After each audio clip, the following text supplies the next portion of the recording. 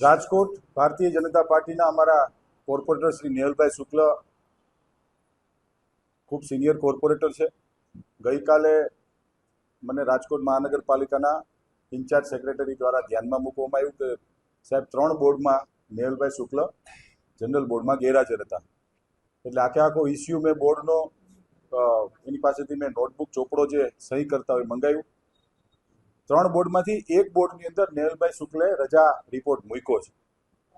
એટલે as on date અને as per rules Nehalbhai શુક્લનું કહેવાનું એમ છે કે હું બરતરફ ન થઈ શકું, જેની સાથે મારો ક્યાંક ને ક્યાંક સૂર છે કે નેહલભાઈ શુક્લ બરતરફ ન થાય. પરંતુ સેક્રેટરી શ્રી સાથે મારી જે વાતચીત થઈ મુજબ બીપીએમસી એક્ટ અને ધ જીપીએમસી એક્ટ મુજબ રજા રિપોર્ટ મૂક્યા બાદ પણ એમનું કહેવાનું એમ છે કે ભાઈ 3 વખત ગેરહાજર રહીએ તો આપણે અમારી ફરજની જે કાર્યવાહી કરવી પડે. આ કાયદાકીય અને ટેકનિકલી મુદ્દો છે. નેહલભાઈ શુક્લની સાથે ભારતીય જનતા પાર્ટીના સૌ કોર્પોરેટરો, સૌ સંગઠન અમે નેહલભાઈની સાથે છીએ. અને નેહલભાઈ અમારા સિનિયર કોર્પોરેટર અને એમનું પરિવાર ખાસ કરીને એ ભારતીય જનતા પાર્ટીનું બહુ વર્ષો જૂનું પક્ષ માટે સેવા કરતું આવ્યું છે. પરંતુ આ ટેકનિકલ મુદ્દો છે એટલે હવે હું મહાનગરપાલિકાની કાયદા શાખાની અને સેક્રેટરી બ્રાન્ચને મારી બજેટની બેઠક પૂરી થઈ ગયા બાદ બોલાવવાનો છું અને શું નિર્ણય થાય છે મિત્રો આપ સૌને હું જણાવીશ. પરંતુ આવું ભૂતકાળમાં પણ બન્યું છે. પણ ટેકનિકલી જોવા જઈએ તો એક બેઠકની અંદર નેહલભાઈ શુક્લે રજા રિપોર્ટ મૂક્યો છે. એવું નથી કે 3 બેઠકની અંદર રજા રિપોર્ટ વગર નથી આવ્યા તોય કાયદેસર રીતે બરતરફ થઈ શકે. પરંતુ એક વખત એને રજા રિપોર્ટ મૂક્યો છે અને આવી રીતે ચૂંટાયેલા જનપ્રતિનિધિઓ ઘણી વખત ક્યારેક કોઈ કારણોસર રજા રિપોર્ટ મૂકીને ગેરહાજર રહેતા હોય. શું વિષય છે એ હવે કાયદાકીય વિષય છે. હું મારી કાયદા શાખાને માર્ગદર્શન લઈને જરૂરથી આપને જણાવીશ. ધર્મિષ્ઠાબાનો જ્યાં સુધી મને નોલેજ છે અને મને જ્યાં સુધી ખ્યાલ છે ત્યાં સુધી એને રજા રિપોર્ટ નહોતો મૂક્યો. 3 બોર્ડમાં એ ગેરહાજર હતા અને રજા રિપોર્ટ વગર મારા ધ્યાનમાં છે ત્યાં સુધી, હું કદાચ રોંગ પણ હોઈ શકીશ, મારા ધ્યાનમાં છે ત્યાં સુધી એને રજા રિપોર્ટ નહોતો મૂક્યો એટલે બરતરફ કરવામાં આવ્યા. એટલે એણે મને પણ કહ્યું છે ગઈકાલે બજેટની મિટિંગની અંદર અમે મિટિંગ પૂરી થઈ ગયા બાદ બેઠા હતા હું અને નેહલભાઈ શુક્લ, મને પણ કહ્યું છે. એટલે મેં જેમ કીધું એમ અત્યારે રાજકોટ મહાનગરપાલિકાનું બજેટની સમીક્ષા બેઠક ચાલુ છે. એટલે સવારથી રાત સુધી કન્ટિન્યુ બેક ટુ બેક અધિકારીઓ અને વિભાગ વાઇઝ મારી મિટિંગો લઉં છું. એટલે બજેટ આજે અથવા આવતીકાલે સમીક્ષા બેઠક પૂરી થઈ ગયા બાદ લીગલ અભિપ્રાય અમે માગવાના છીએ.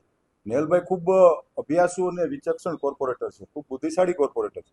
એટલે એમને કીધું હશે તો કંઈક સમજી વિચારીને કીધું હશે એટલે એમને પણ સાંભળવામાં આવશે અને અધિકારીઓ શું કહે છે એમને પણ સાંભળવામાં આવશે. અમારી પાર્ટીની અંદર જ્યારે કોરમની અંદર જ્યારે બેઠા હોય છે ત્યારે દરેક કોર્પોરેટરને દરેક ચૂંટાયેલા જનપ્રતિનિધિને પોતાની વાત મૂકવાનો અધિકાર હોય છે. હું પણ મુક્ત હોઉં છું, નેહલભાઈ પણ મુકતા હોય છે અને અન્ય કોર્પોરેટર પણ મુકતા હોય છે. અમારા પક્ષની અંદર ખાસ કરીને ભારતીય જનતા પાર્ટીમાં એવો કોઈ વિષય નથી, કોઈ વિવાદ નથી. આપ જે કહો છો પણ વાત મૂકવાનો અધિકાર તો દરેકને હોય છે. દેશ ઉપર જ નેહલભાઈ વાત મારી સાથે કરી હતી, ભૂતકાળમાં મેયર સાથે કરી હતી. પરંતુ એમના કહેવા મુજબ સાહેબ અમારે as per rules and regulation મુજબ અમારે ગઈકાલે મેં જ્યારે બોલાવ્યા ત્યારે એમના કહેવા મુજબ સર અમારે રૂલ્સ એન્ડ રેગ્યુલેશન મુજબ આ કાર્યવાહી કરવાની થાય છે.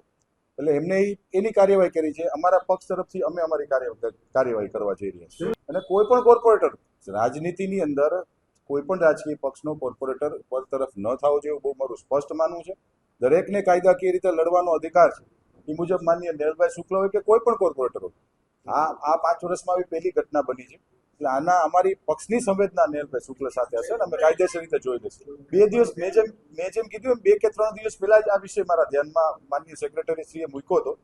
એટલે મેં કીધું બજેટ પછી જોઈ લઈએ છે. પણ એમની સ્વાભાવિક છે કે એ તો ગવર્મેન્ટ ક્લાસ 2 ઓફિસર છે.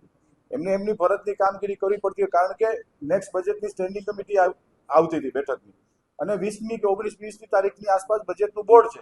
એટલે એમને એની ભૂમિકા નિભાવી છે. અમે અમારી કાયદાકીય રીતે અમે લડશું. 0.5% જૂથવાદ રાજકોટ મહાનગરપાલિકામાં ક્યાંય કોઈ પણ જાતનો જૂથવાદ છે જ નહીં. મેં પહેલા જ કીધું છે કે નેહલભાઈ શુક્લ અમારા કોર્પોરેટર છે, ભારતીય જનતા પાર્ટીના કોર્પોરેટર છે અને 66માંથી 65 કોર્પોરેટર નેહલભાઈ શુક્લ.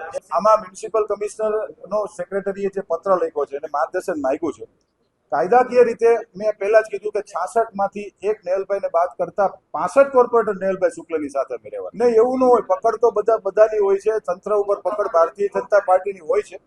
પરંતુ મેં જેમ કીધું એમ કે કોઈ પણ સનદી અધિકારી હોય કે કોઈ પણ ક્લાસ 1 ઓફિસર હોય છે એને એની કામગીરીના ભાગરૂપે એને એની કામગીરી કરી છે.